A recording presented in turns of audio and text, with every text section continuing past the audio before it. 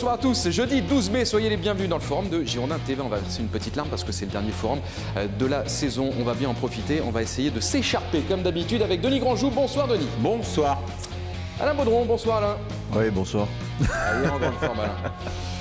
C'est couché tard. Il a veillé hier soir. Oui. En plus, c'est pas prévu. Autant son organisme est prévu pour le week-end, mais un match comme ça en semaine, après, il a du mal. Il a 3-4 jours pour récupérer. Il est jet-lagué après. Ah oui, il est jet-lagué. Complètement jet-lagué. Au moins.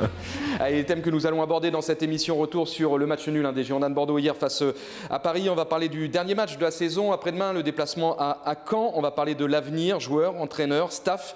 On va écouter Nicolas de Taverneau dans cette émission qui était en direct peut-être hier, vous l'avez entendu, sur Girondin TV. On écoutera aussi les conférences de presse d'après-match de Ulrich Ramé et de Laurent Blanc. Ça, plus d'autres thèmes comme la liste des 23 de Didier Deschamps. Mais juste avant, le tour de l'actu présenté par Olivier Faure.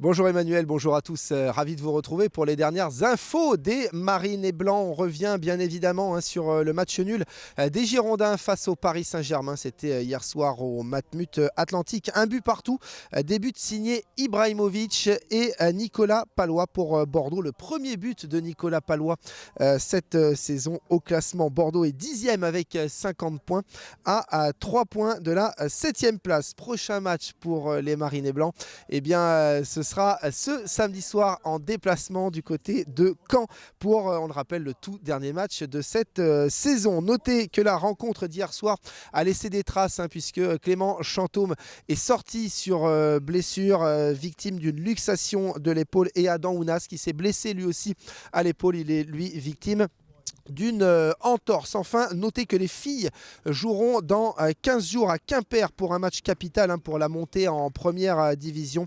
Les féminines qui sont toujours premières de leur championnat. Un match à retrouver. Ne le manquez pas en direct sur Girondin TV. Voilà pour les dernières infos, Emmanuel.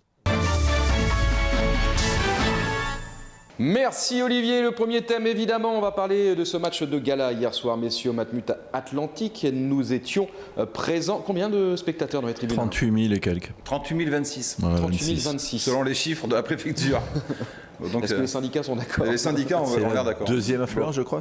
Marseille a fait mieux. Un petit peu mieux, Marseille. Il y a un peu plus de monde pour Marseille. Ouais. Bon, on a vécu une belle soirée de football. On n'a pas été déçus. Alain? Non. C'était bien en première mi-temps. Et en deuxième? Un peu moins bien. Un peu plus poussif? Ouais, PSG avait plus le ballon que nous. Voilà, mais je trouvais un peu moins bien. Après, je ne comprends pas. Je comprends pas. On fait match nul face au Paris Saint-Germain. C'est une équipe qui nous bat jamais. Là, je ne parle pas du résultat. Je parle de bien en première mi-temps. Vous commencez déjà à chafouiner. Le deuxième, 2 minutes d'émission, vous chafouinez déjà. La deuxième mi-temps un peu moins Soyez heureux du résultat. Un peu moins fun, quoi. La première, oui. Laurent Blanc, Jean-Louis Gasset ne battent jamais les Girondins de Bordeaux. Mais les deux dernières saisons. Ils ont bien raison de ne pas nous battre. Ils n'y arriveront jamais. Et en fait, c'est le genre de match pour lequel on adore ce sport en fait, plus que tous les autres. Parce que pourquoi je suis d'accord, ça n'a pas été un match d'anthologie sur le plan technique, je suis d'accord. Mais faut quand même se rappeler d'où viennent les Girondins de Bordeaux, enfin comment ça s'est passé cette saison, quoi.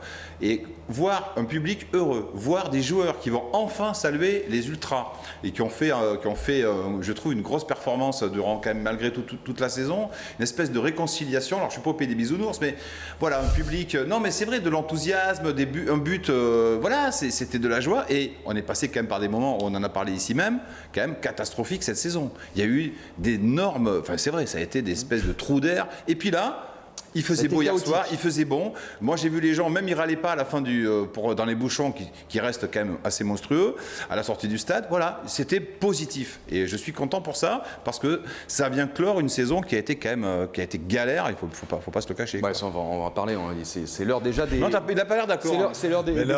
Mais je suis d'accord avec ce que tu dis. Mais si tu fais je dis bien le même match, même résultat contre Reims, tu dis quoi?